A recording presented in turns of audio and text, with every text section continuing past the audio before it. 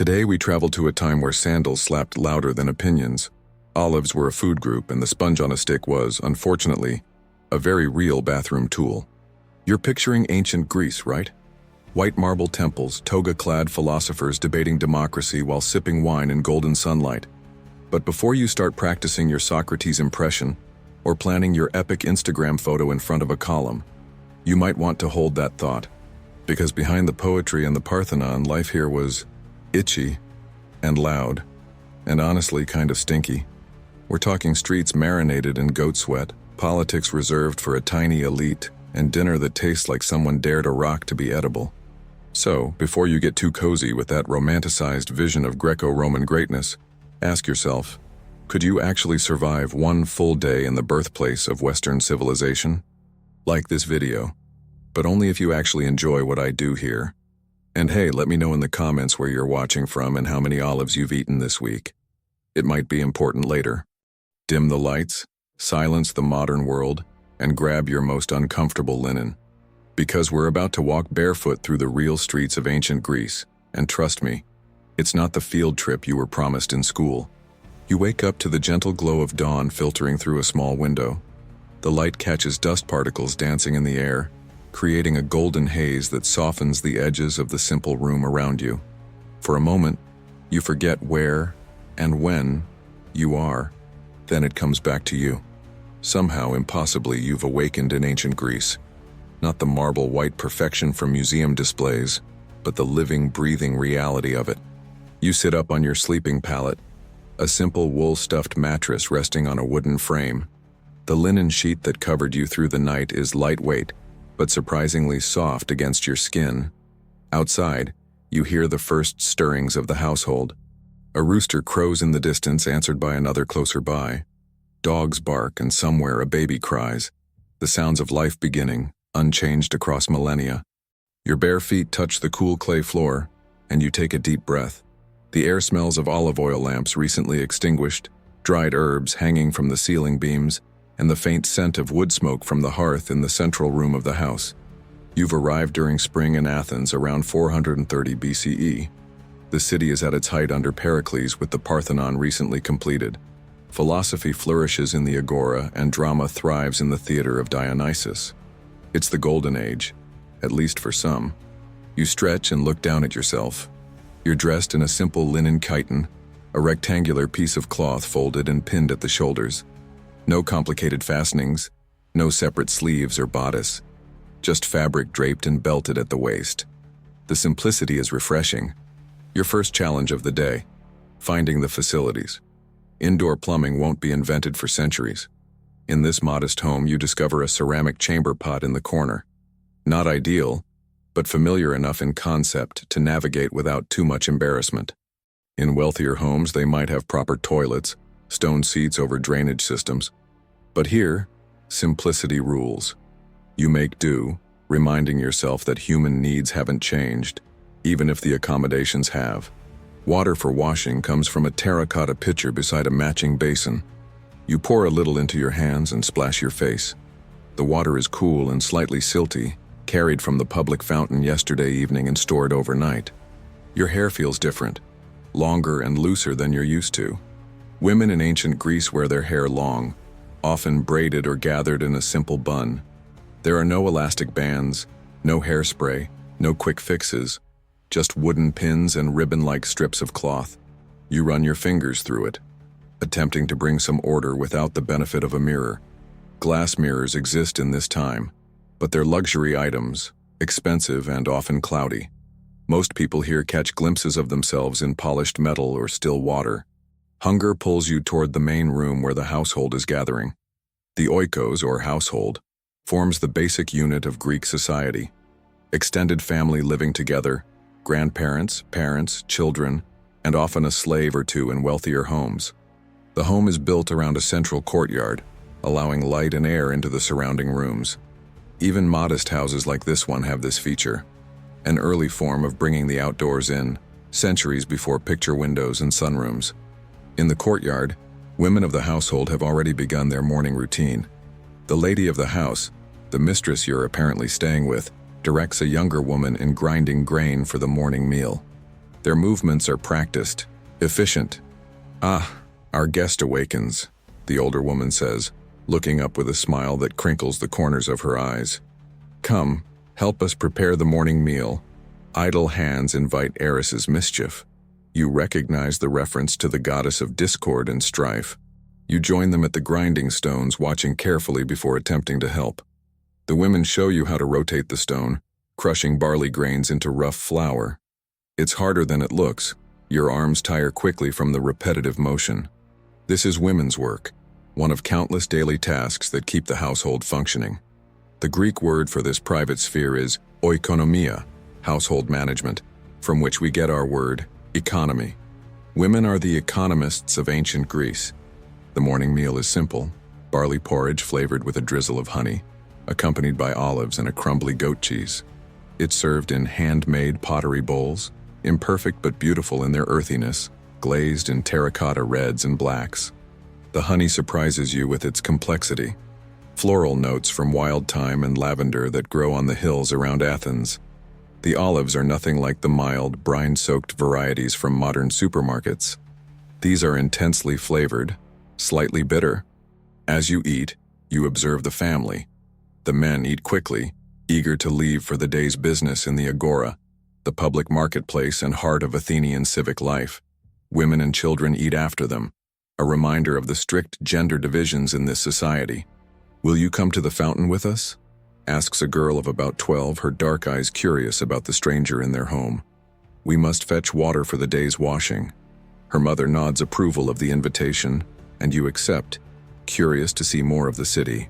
You follow the women through narrow streets that wind between whitewashed buildings. Unlike the grid pattern of modern cities, Athens grew organically over centuries, resulting in a maze-like layout that feels both confusing and charmingly human-scaled. The morning sun climbs higher, bathing everything in a warm golden light that makes even humble dwellings look inviting. Geraniums and herbs grow in clay pots on windowsills and doorsteps, adding spots of color and fragrance to the otherwise monochrome street. Children dart between houses, playing with simple toys. Wooden hoops guided with sticks, clay figurines, knucklebones similar to jacks. Their laughter sounds exactly like children's laughter today. Some things truly never change. As you walk, you notice the streets are narrow and uneven, paved with packed earth or sometimes flat stones. There are no sidewalks. People, animals, and occasional carts all share the same space. You step carefully to avoid puddles and animal droppings. The public fountain stands in a small square, water pouring continuously from a stone lion's mouth into a large basin. Women gather here, waiting their turn with clay water jugs called hydria, designed specifically for this purpose with 3 handles for easy carrying. This is more than a chore, it's a social occasion. Women exchange news and gossip as they wait. You listen, fascinated by their casual references to events that would become historical milestones. The ongoing construction of temples, rumors about Sparta. They say Phidias has completed the great statue of Athena for the Parthenon, one woman tells another. 40 feet tall and covered in gold and ivory. Can you imagine such splendor? To them, it's not history, it's current events, as ordinary as discussing a new building downtown. Your turn comes to fill your borrowed water jug. The cool water splashes into the clay vessel, and you're struck by how something so simple, access to clean water, shapes daily life. Every drop must be carried home, making water precious, not taken for granted. The full water jug is heavier than you expected. You struggle slightly with the weight as you lift it onto your hip the way you've seen the other women do. They notice your awkwardness and smile kindly, offering gentle corrections to your technique. "Like this," demonstrates an older woman, showing you how to balance the weight. "We've carried water since we were girls your size," she says, nodding toward the children playing nearby. "Your arms will strengthen with practice." You thank her, grateful for the kindness. Walking back through the winding streets, you notice more details of Athenian life. Artisans work in open-fronted shops, potters shaping clay on wheels, woodworkers carving furniture, blacksmiths hammering metal with rhythmic clangs that echo down the street. A man sits cross-legged, mending sandals. Another arranges fish on a marble slab, calling out to passers-by about their freshness. The fish came from Piraeus, Athens' port, just this morning. In a world without refrigeration, Most food is purchased daily. You pass a bakery, the warm scent of baking bread making your mouth water despite your recent breakfast. The baker shapes loaves on a long wooden paddle before sliding them into a domed clay oven. Not sweet white bread, but hearty whole grain loaves, dense and nourishing. Back at the house, household chores continue throughout the morning. You help hang laundry in the sunny courtyard, linen chitons and woolen hymations, the draped outer garments worn by both men and women as protection against cooler morning and evening temperatures. The washing was done earlier using a mixture of olive oil, wood ash, and stale urine, an effective if pungent cleaning agent. The fabrics now smell of sunshine and the wild thyme that grows between the courtyard paving stones, crushed underfoot and releasing its fragrance. Inside, you observe women working at a large upright loom. Weaving is considered the quintessential female virtue, symbolizing a woman's contribution to the household. Penelope, faithful wife of Odysseus, used her loom to outwit suitors for 3 years while awaiting her husband's return. The rhythmic clack of the loom is hypnotic. Threads are drawn tight, the shuttle passes through, and slowly cloth emerges. It's time-consuming work. A single garment might take weeks to complete. You watch in admiration of this skill that few modern people possess. "Would you like to try?" asks one of the younger women, noticing your interest. You hesitate, then nod. She shows you the basic movements, but your first attempts are clumsy. The women laugh good-naturedly as you tangle the threads. Athena's gift comes with practice, she assures you. Athena, goddess of wisdom, war, and weaving. The women mention deities as naturally as you might mention the weather. The gods are present in every aspect of life here, acknowledged in small daily rituals and invoked in casual conversation. As midday approaches, the house grows warm.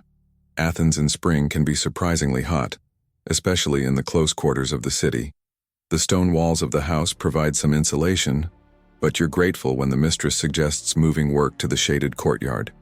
Lunch is a light meal: bread dipped in olive oil, more olives, dried figs, and a thin wine diluted with water. Pure wine is considered barbaric, something only non-Greeks would drink.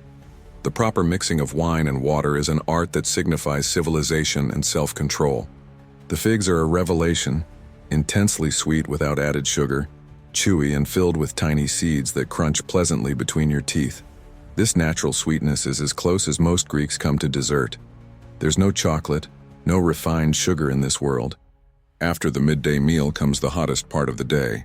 Many businesses in the Agora close temporarily as people retreat from the heat. This practice of an afternoon pause would persist through Mediterranean cultures for millennia, evolving into the modern siesta. You're invited to rest, but curiosity pulls you to explore more of the house.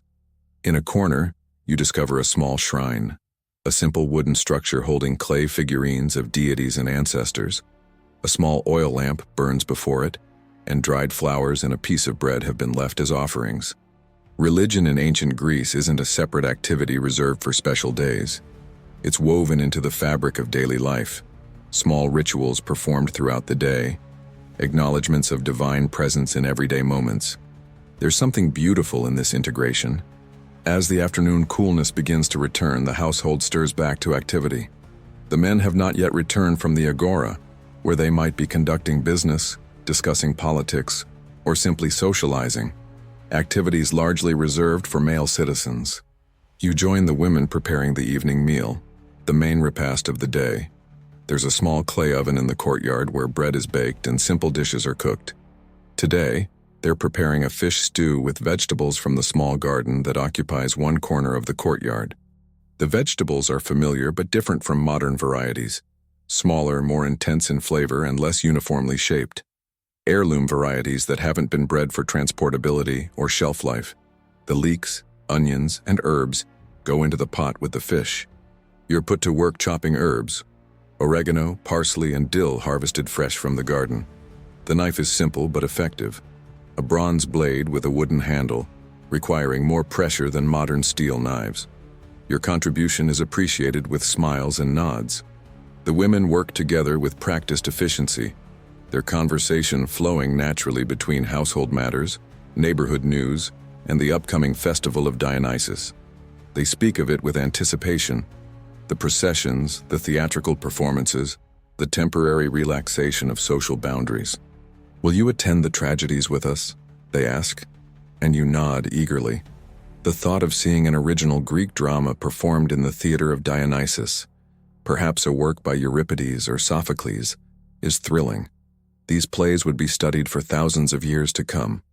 As the stew simmers, filling the courtyard with savory aromas, you hear male voices at the street door. The master of the house returns with his son and a friend, their conversation animated. They've been at the assembly, where citizens debate and vote on city matters. They're discussing the latest political developments, tensions with Sparta, proposals for naval expenditures, speeches made by prominent citizens. Politics in democratic Athens is participatory and direct, though limited to free adult males. Women, slaves, and foreigners have no vote. The men wash their hands in a basin by the door before entering the main room. Their conversation shifts as they greet the household, inquiring about the day's activities and noticing you with polite curiosity. The dynamics change subtly with their arrival. The evening meal is served as the sun begins to set, casting long shadows across the courtyard. Unlike formal Roman dining customs that would develop later, Greeks eat seated on chairs or stools around a table. The stew is served in individual bowls with bread for sopping up the broth. The meal is simple but delicious. The fish is fresh, the vegetables tender, and the herbs brighten everything. You savor each bite, realizing how different food tastes when every ingredient comes from nearby, harvested at its peak, and prepared within hours. Wine flows more freely with the evening meal, though still mixed with water in a large crater before being poured into individual cups. The master offers a small libation to the gods before drinking, spilling a few drops onto the floor, a ritual acknowledgement of divine gifts. Conversation over dinner touches on many subjects: local affairs, family matters, philosophical questions. Even in an ordinary household, ideas matter. Athens is a city that values intelligence and articulation, where even people of modest means engage with concepts that would shape Western thought. After the meal, the women clear away the dishes and prepare the house for evening. Oil lamps are lit as darkness falls, casting a warm, golden glow that softens the simple surroundings. Shadows dance on whitewashed walls as people move about the house. Entertainment comes in the form of storytelling. The grandfather of the family is known for his tales, some from Homer, some from local legends, some from his own youth. His voice rises and falls dramatically as he recounts the adventures of Odysseus outwitting the Cyclops Polyphemus. You listen, entranced, realizing that this oral tradition, stories passed from generation to generation, preceded written literature. Even in a literate society like Athens, most people experience stories through hearing rather than reading. It's a communal rather than solitary pleasure. The children sit wide-eyed at the old man's feet, even though they've heard these tales many times before. The repetition is part of the pleasure, the familiar rhythms as soothing as a lullaby. You notice how the storyteller adapts details to his audience, emphasizing different aspects for different listeners. As the evening progresses, you become aware of how early people retire when natural daylight governs the rhythm of life. Without bright electric lights to extend the day, sleep patterns follow the sun more closely. By the time full darkness has fallen, the household is preparing for bed. The sleeping arrangements are simple. Most family members sleep on pallets in shared rooms, though the master and mistress have a separate chamber. Privacy, as we understand it, is a more modern concept. In ancient households, space is communal, and life is lived more publicly. You return to your borrowed pallet, the day's experiences swirling in your mind. The linen sheet is cool against your skin, and through the small window, you can see stars, brighter than you've ever seen them without the competition of electric lights. The night is not completely quiet. Through the walls, you hear the occasional bark of dogs, distant voices of people still abroad, the soft murmur of the household settling. These human sounds are oddly comforting, a reminder of shared experience across time. As you drift toward sleep, you reflect on what you've learned. This day in ancient Greece has shown you both the strangeness and the familiarity of the past. People separated from us by millennia, who nonetheless share our basic needs, desires, and emotions. Morning arrives with the first light of dawn and the now familiar sounds of the household stirring. Your second day in ancient Greece begins much like the first, but now you move with more confidence, understanding the rhythms and expectations better. After the morning meal, the mistress announces plans for a special outing.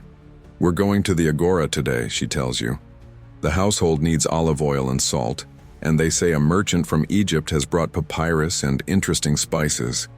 Her eyes sparkle with anticipation of these small excitements. The Agora is the heart of Athenian public life. Part marketplace, part civic center, part social hub. Women of respectable families don't visit it unaccompanied, but in groups, they can shop for household necessities. You're eager to see this famous space. Before leaving, you help the women prepare for the outing. A proper Athenian woman doesn't leave the house without covering her hair with part of her hymation, the draped outer garment.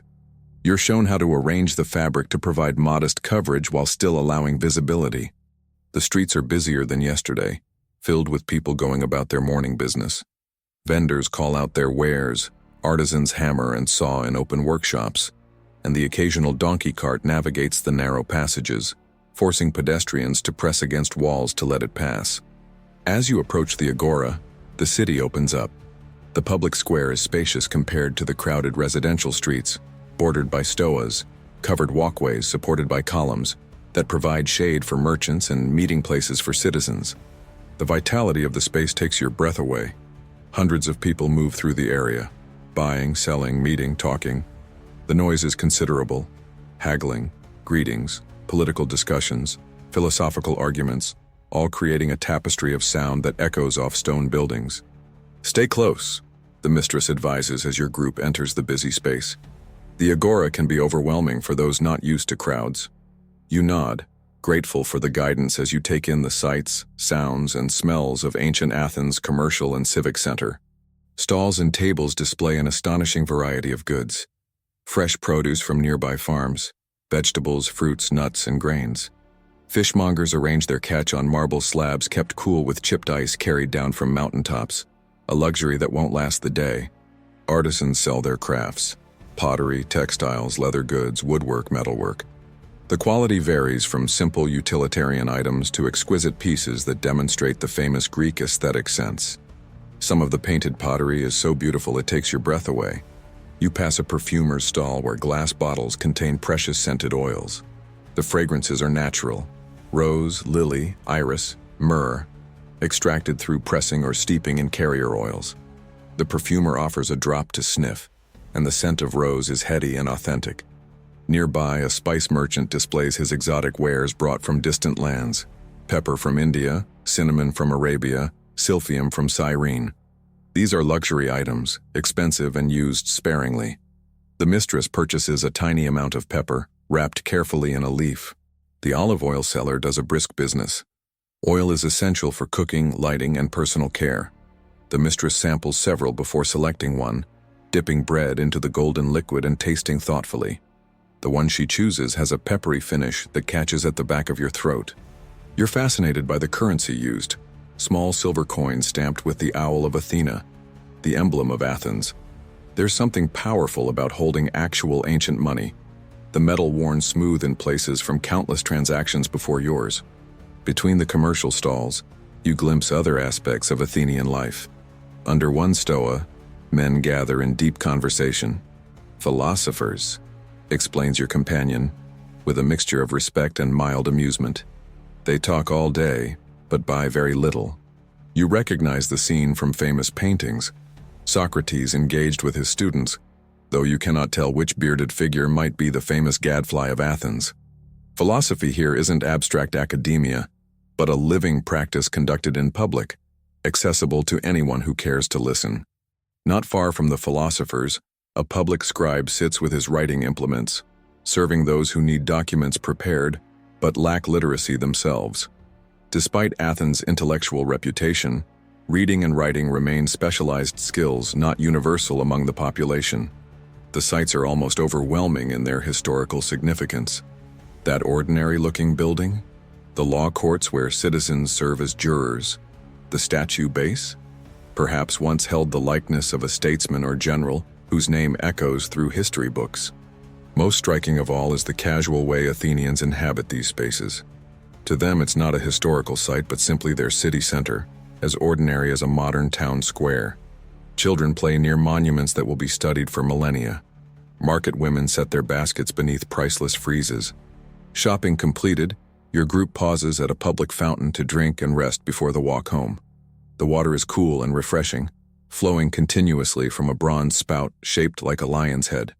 Public infrastructure, water supply, roads, civic buildings, reflects Athens's communal values. On the way home, you pass a school, really just a courtyard where boys gather around a teacher. Education is primarily for males and focuses on what Greeks call mousik, from which we get music, encompassing poetry, drama, history, along with physical training and basic mathematics.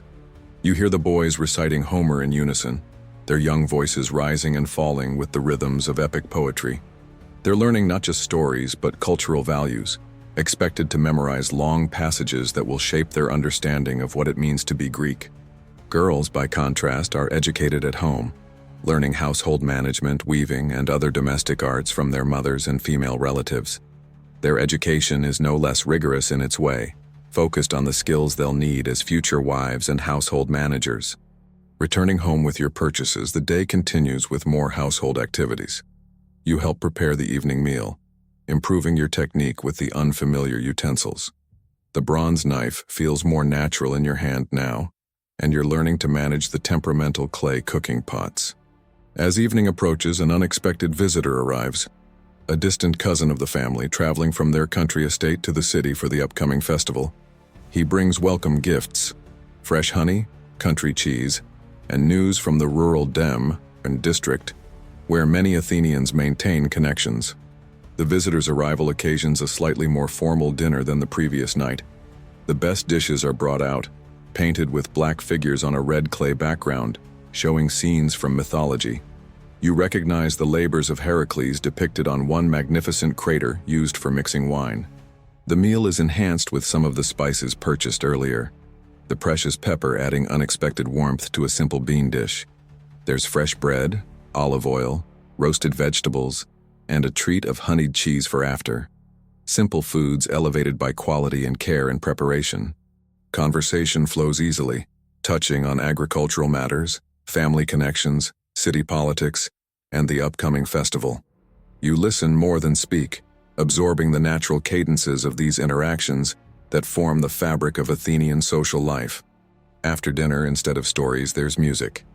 The daughter of the house plays a simple stringed instrument called a kithara, singing a hymn to Artemis in a clear, sweet voice.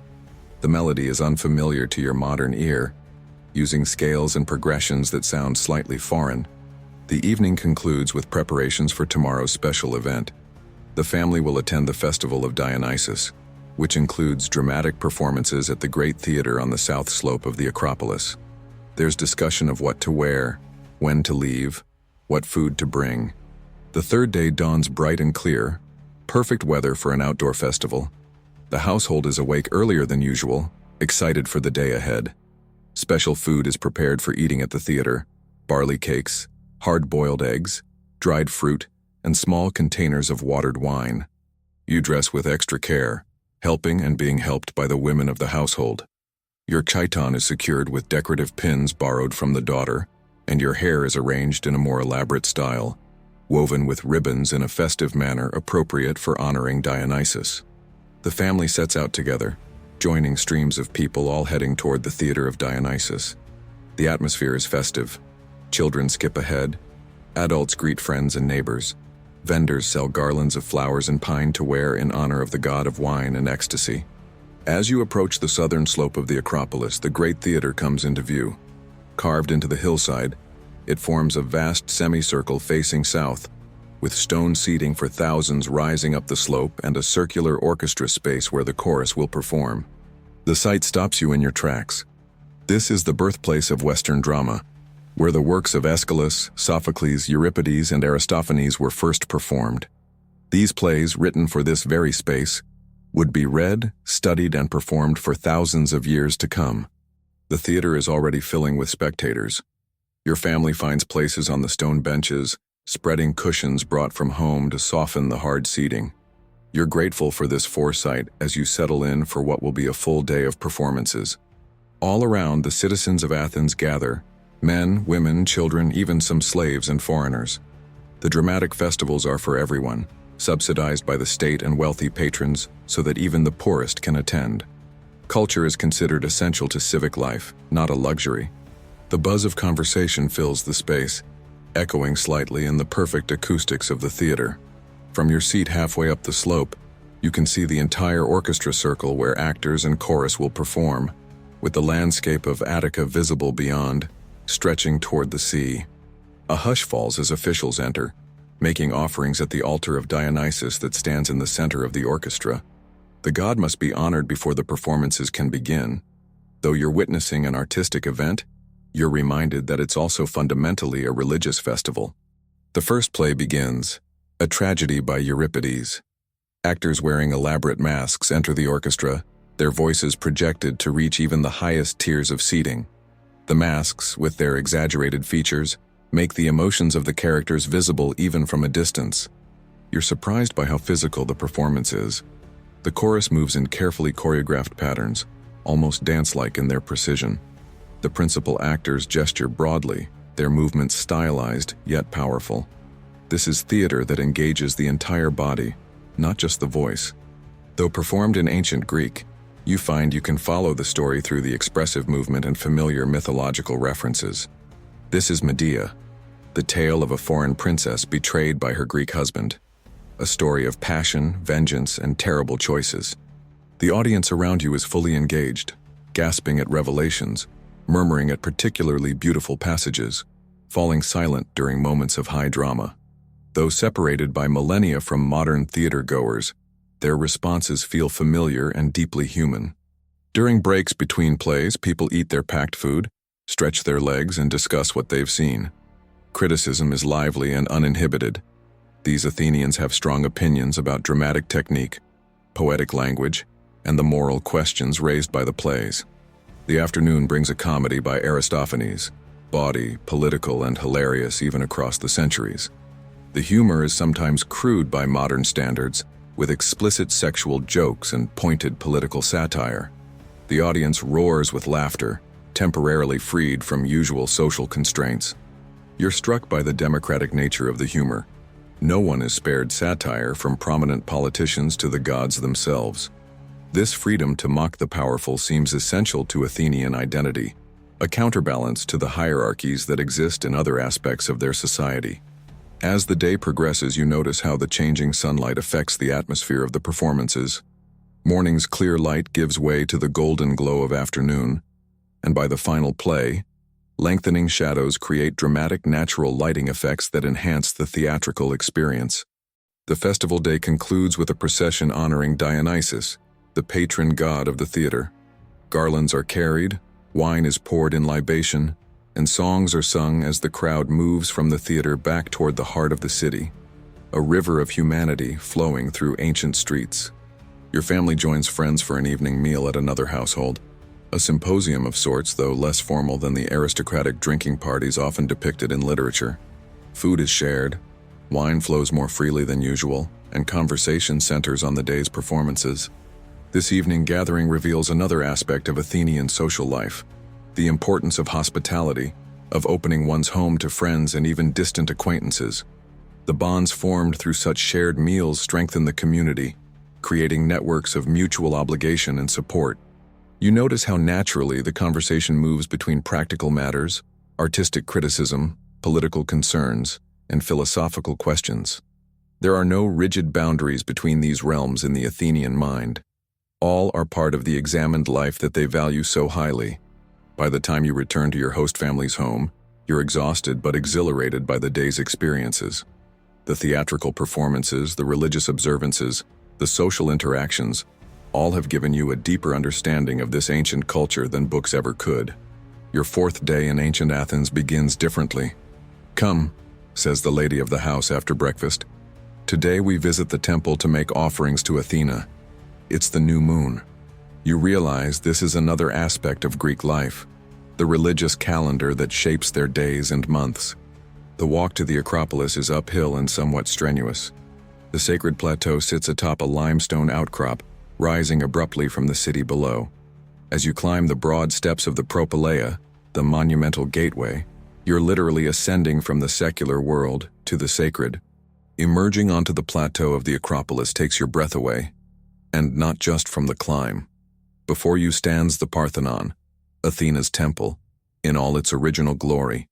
Not the weathered ruin of modern tourism, but a living temple, its marble gleaming honey gold in the morning light. The painted details surprise you. The architecture isn't pristine white but decorated with red, blue, and gold patterns along the cornices and friezes. Massive bronze doors stand open, and through them, you glimpse something even more astonishing. The colossal statue of Athena inside. 40 feet tall, the statue depicts the goddess in full battle armor, her skin gleaming ivory, her garments and helmet shining gold. Created by the sculptor Phidias, this chryselephantine, gold and ivory masterpiece dominates the interior space, awe-inspiring in its majesty. Around the temple, priests and priestesses move with purpose, accepting offerings, performing rituals, maintaining the sacred space. Smoke rises from altars where incense burns continuously. The air smells of frankincense, myrrh, and the more substantial aroma of sacrificial offerings. Your hostess has brought simple gifts: olive oil, barley cakes, and a small clay figurine to leave at the temple. She shows you how to approach respectfully, how to make your offering with the proper words and gestures. Religion here is active and participatory, not merely contemplative. After making your offerings, you spend time exploring the Acropolis. Besides the Parthenon, there are other structures: the Erechtheion, with its famous caryatid porch, the small temple of Athena Nike, and numerous altars, statues, and votive monuments covering the sacred plateau. From the edge of the Acropolis, you gaze out over Athens spread below, a sea of tiled roofs, narrow streets, and occasional larger structures, all enclosed by long walls stretching toward the distant port of Piraeus. Beyond lies the Saronic Gulf, blue and sparkling in the morning light. This view gives you a sense of Athens' geography that no map could convey. How the city nestles between hills, how it connects to the sea that is its lifeline, how the sacred Acropolis stands as its literal and symbolic center. You begin to understand how landscape shapes civilization. Descending from the Acropolis, your group takes a different route back, passing the Pnyx, the hillside where the assembly meets, where citizens debate and vote on matters of state. Democracy in Athens isn't representative, but direct, with thousands gathering here to participate in government. The site reminds you of both the achievements and limitations of Athenian democracy. Innovative and participatory for its time, yet restricted to adult male citizens who comprise perhaps 10 to 15% of the total population. Women, slaves, and resident foreigners have no political voice. Your afternoon includes a visit to the women's quarters of a wealthy neighbor, a rare glimpse into upper-class Athenian life. The home is built around 2 courtyards rather than 1, with the inner courtyard and surrounding rooms reserved primarily for women and children. Here in the Gynekeion, women's quarters, you observe more elaborate versions of the domestic activities you've already participated in: weaving on larger looms, food preparation in better-equipped kitchens, child rearing with the assistance of female slaves who nurse and tend to the children. The lady of this house proudly shows her weaving, not just household linens but decorative tapestries depicting mythological scenes. The work is exquisite, representing months of patient labor. This art, though confined to the domestic sphere, is no less significant for being so. Children play around the women as they work, a reminder that childcare and productive labor aren't separated in this society. Babies are nursed as women spin wool. Toddlers nap on cushions while their mothers and aunts prepare food. Older children help with simple tasks, learning by doing. You're struck by the social nature of women's work in ancient Greece. Though restricted in many ways by gender expectations, women create their own community within these constraints. The work is shared, stories are exchanged, skills are taught and learned, friendships deepen through daily interaction. There's an intimacy to this women's world that has its own strength. Returning to your host family's home, you spend the evening learning a handicraft that has nearly vanished in the modern world: drop spindle spinning. A straight stick with a weighted whorl at the bottom is used to twist loose wool fibers into strong, even thread for weaving. The technique looks simple when demonstrated by the experienced women, But your first attempts produce lumpy, uneven thread that breaks easily. They laugh good-naturedly at your struggles. Athena blessed some hands more than others, the grandmother teases. But persistence pleases her too. With practice, you begin to find the rhythm, drawing out the fibers with one hand while setting the spindle twirling with the other, allowing the twist to travel up into the unspun wool, creating thread seemingly from fluff. There's something deeply satisfying about this ancient skill. As your hands work, your mind wanders. You realize that for millennia, this simple technology, a stick and a weight, created the thread that became the fabric that clothed humanity. Countless women across time performed these same motions, a continuity of human experience that spans ages. The fifth day brings household preparations for a special occasion, a wedding in the extended family network. Though you won't attend the ceremony itself, you're included in the preparations, giving you insight into this important social ritual in ancient Greek life. Women prepare special cakes sweetened with honey and sesame seeds, symbolic foods meant to promote fertility and prosperity. Girls weave flower garlands for the bride and attendants. The mother sorts through a trunk containing textiles she's been preparing since her daughter's birth, part of the dowry. Marriage in Athens is more economic and social than romantic. Matches are arranged between families with considerations of property, status, and alliance taking precedence. The bride, typically in her early teens, moves from her father's household to her husband's, bringing her dowry with her. Yet within these practical arrangements you sense affection and care. The mother carefully selects items for her daughter's new home, adding small personal touches, a cushion embroidered with the girl's favorite flowers, a special amulet for protection during childbirth. The conversations around these preparations reveal women's perspectives on marriage, a mixture of practical advice, encouragement, and acknowledgement of challenges. They speak of managing a household, negotiating with in-laws, and strategies for influencing a husband without seeming to challenge his authority. In the afternoon, a special visitor arrives, a midwife respected throughout the neighborhood for her skill in delivering babies and caring for new mothers. Though old and stooped, her dark eyes remain sharp, missing nothing as she accepts the offered seat of honor and a cup of watered wine. You listen, fascinated as she shares wisdom gained through decades of practice. Her knowledge is a blend of careful observation, practical experience, and traditional beliefs. Some of her herbal remedies would be validated by modern medicine. Others rely more on ritual than pharmacology. Her status in the community challenges your assumptions about women's roles in ancient Greece. Though excluded from formal power structures, women like the midwife wield significant influence within their sphere. Her word on matters of birth, death, and female health is unquestioned. The evening brings another glimpse of Greek religious practice when the household gathers for the Hecate Supper, a monthly offering left at the crossroads for the goddess of transitions, magic, and liminal spaces. A small portion of the evening meal is set aside and carried to the nearest crossroads. "We honor Hecate to keep our household safe," explains the grandmother as she wraps bread, cheese, and a honeycomb in a cloth. She guards the boundaries between worlds. This simple ritual, performed by countless families throughout Greece, connects everyday life with cosmic forces. You accompany the older woman to the crossroads as darkness falls. She places the food on a flat stone, murmurs a brief prayer, and turns for home without looking back. The offering will be gone by morning, taken by the poor, by animals, or by the goddess herself, depending on one's perspective. Your sixth day coincides with washing day for the household. Large vessels of water are heated over fires in the courtyard, and all the family's garments and linens are subjected to thorough cleaning. It's heavy work, requiring strength to lift wet fabric and vigor to scrub stubborn stains.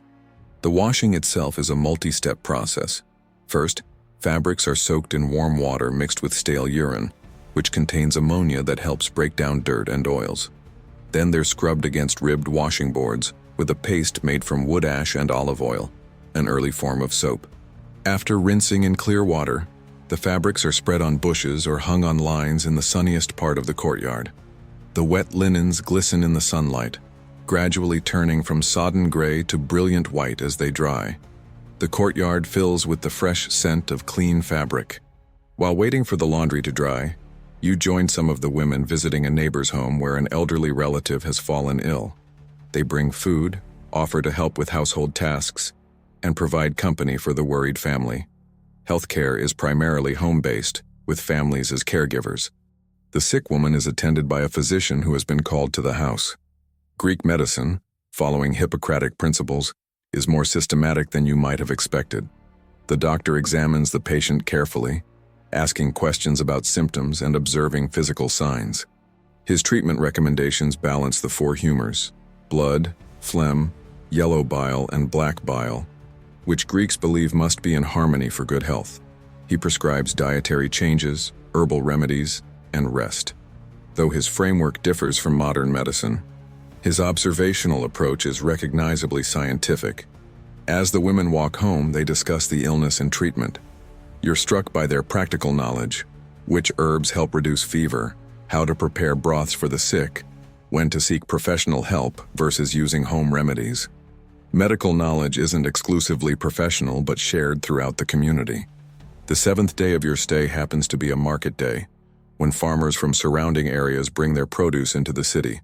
The streets are even busier than usual, with donkeys laden with goods, farmers leading goats or carrying cages of chickens, and city dwellers eager to purchase fresh food. You accompany the household's shopping expedition, helping to carry purchases. The variety of produce is impressive: greens of all kinds, root vegetables, tree fruits, nuts, grains, legumes. What's absent are plants that originated in the Americas. No tomatoes, peppers, potatoes, corn, or chocolate. The farmers know their regular customers, greeting them by name and setting aside choice items. These figs ripened just yesterday, one tells the mistress, offering the dark purple fruit for her inspection. And my wife sent these eggs from our best laying hens, knowing your family enjoys them. These market day relationships represent another kind of community connection, the link between city and countryside, between those who consume food and those who produce it. The conversations include news from outlying areas, weather reports that matter to crops, family updates on both sides. Among the market day offerings are seasonal delicacies: early cherries just beginning to ripen, tender green almonds not yet hardened into the familiar nut, fresh cheeses made from spring milk rich with the flavors of wildflowers. You sample each with delight, tasting the Greek landscape through its foods. Your eighth day brings an unexpected opportunity when the master of the house, learning of your interest in Greek culture, invites you to accompany him to a philosopher's lecture taking place in one of the gymnasium complexes.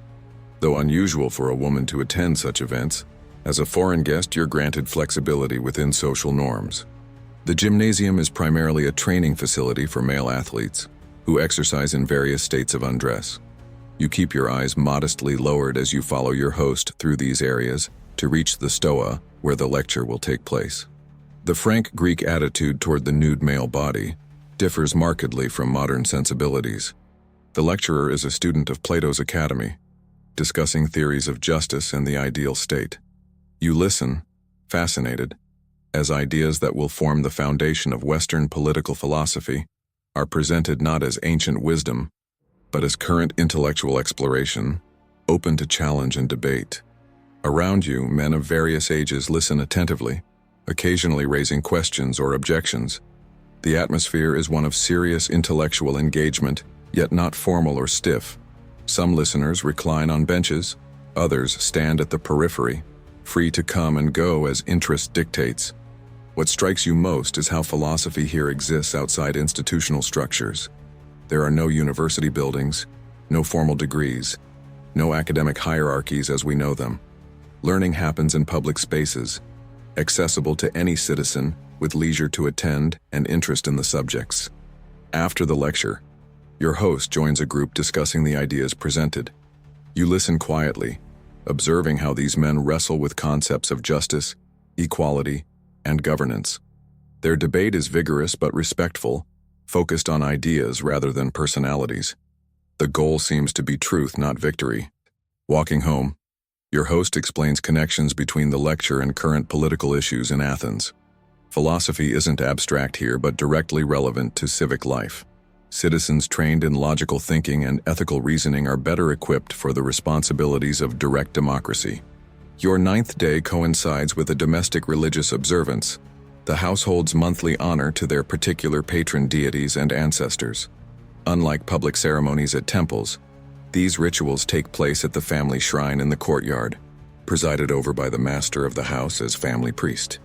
The ritual is simple but moving. The shrine is cleaned and decorated with fresh greenery. Small offerings of food and wine are placed before the ancestor images and deity figures. The master speaks traditional prayers, invoking protection and favor for the household, with each family member adding a personal petition. You're invited to participate, adding your own prayer to the family observance. This integration of religion into home life strikes you as both foreign and somehow familiar. The sacred isn't separate from daily life, but woven into its fabric, sanctifying ordinary existence. After the ritual, the day continues with normal activities, but you notice subtle references to the morning's observance throughout the day. A pinch of meal is thrown into the cooking fire for the gods. A spilled cup is met with a quick apotropaic gesture. The boundary between sacred and secular is permeable. Your 10th day brings a unique experience when the family visits the local bathhouse. Public bathing is both practical hygiene and social occasion in a world where most homes lack private bathing facilities. Women and men use the facilities at different times, maintaining gender separation. The bathhouse surprises you with its sophistication. There are multiple rooms, a warm soaking area, a hotter steam room, and a cold plunge. Water flows through lead pipes, and hypocaust heating, a system of underfloor channels carrying hot air, keeps the floors and benches warm. The bathing ritual follows a specific sequence, first oiling the body with olive oil, then scraping it with a curved metal tool called a strigil to remove dirt along with the oil, followed by soaking in the warm bath, a visit to the steam room, and finally a bracing cold plunge. The social aspect of bathing is as important as the cleansing. Women chat freely, discuss neighborhood news, share beauty tips, and form connections across household boundaries. For many, especially those in crowded living situations, the bathhouse offers rare moments of relaxation and luxury. You notice the easy comfort these women have with their bodies, all shapes, sizes, and ages displayed without self-consciousness. Their body ideals differ from modern Western standards, with soft roundness considered healthy and attractive. Their beauty concerns focus on skin and hair rather than weight. After bathing comes anointing with scented oils, another luxury that transforms the practical into the pleasurable. Different fragrances have different associations: rose for Aphrodite, myrtle for Artemis, and choosing one becomes a small act of self-expression in a world of limited choices.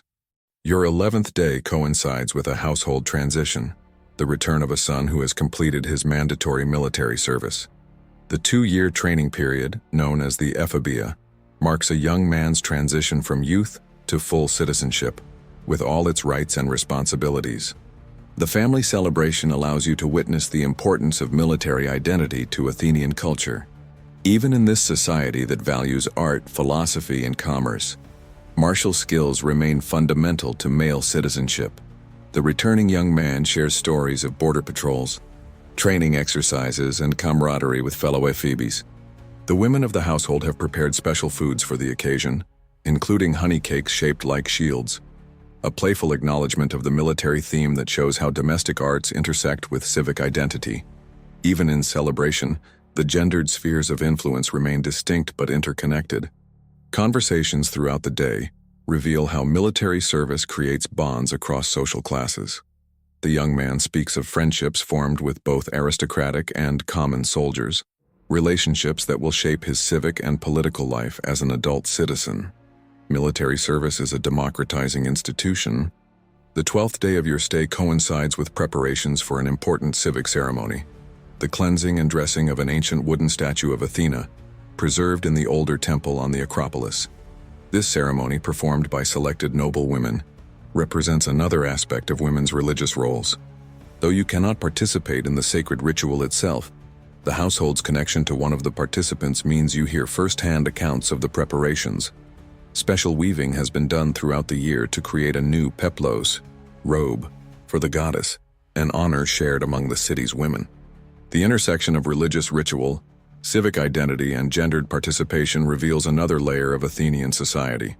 Women, though excluded from political office, nevertheless participate in maintaining the sacred bonds between the city and its patron deity. through these religious responsibilities. As your time in ancient Greece nears its end, you spend your final days revisiting favorite places and deepening relationships with the family that has hosted you. Small gestures and conversations take on greater significance as you realize how soon you'll leave this world behind. You've adjusted to many aspects of daily life that initially seemed strange. The food, the clothing, the rhythm of days governed by sunlight rather than clocks. You've developed new skills and appreciation for crafts that modern life has rendered obsolete, but that connected humans to materials and processes for millennia. Most importantly, you've come to know individuals, not abstract, ancient Greeks, but people with distinct personalities, hopes, worries, skills, and quirks. The grandmother with her sharp wit and endless stories, the quiet daughter who creates beautiful patterns on her loom, the son whose philosophical questions reveal a searching mind. On your final evening, the family holds a small farewell gathering. There's special food, music, and an exchange of simple gifts.